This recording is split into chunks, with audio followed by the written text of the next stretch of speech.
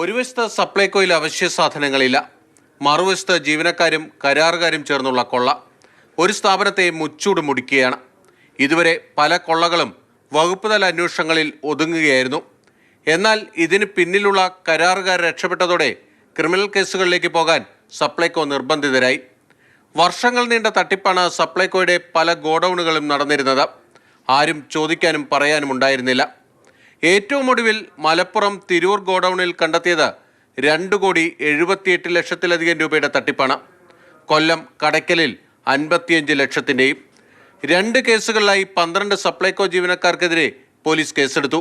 Malappuram വലവന്നൂർ office in charge അടക്കം 8 പേരാണ് പ്രതികൾ.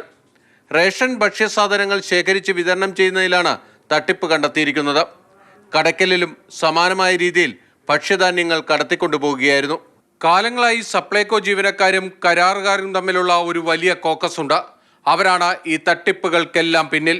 ഇതുവരെ ഉദ്യോഗസ്ഥർ നഷ്ടപരിഹാരം നൽകി ഈ കേസുകളെല്ലാം ഒതുക്കുകയാണ് ചെയ്തിരുന്നത്. ഇനി കരാറുകാർക്കും പിടിവീഴാൻ പോവുകയാണ്. പോലീസ് കേസ് വന്നതോടെ ഇനി തട്ടിപ്പിന് പിന്നിലുള്ള മുഴുവൻ പേരും കുടുങ്ങും. നേരത്തെ മാവേലി സ്റ്റോറിലെ സാധനങ്ങൾ കടത്തിയതിൽ കാസർകോട്ടും സപ്ലൈകോ ജീവനക്കാരനെതിരെ കേസെടുത്തിരുന്നു. എന്തുകൊണ്ട് സപ്ലൈകോ ഈ വിധത്തിലായി എന്നതിനുള്ള മറുപടിയാണ് വലിയ കൊള്ളകളിലൂടെ പുറത്തുവരുന്നത്.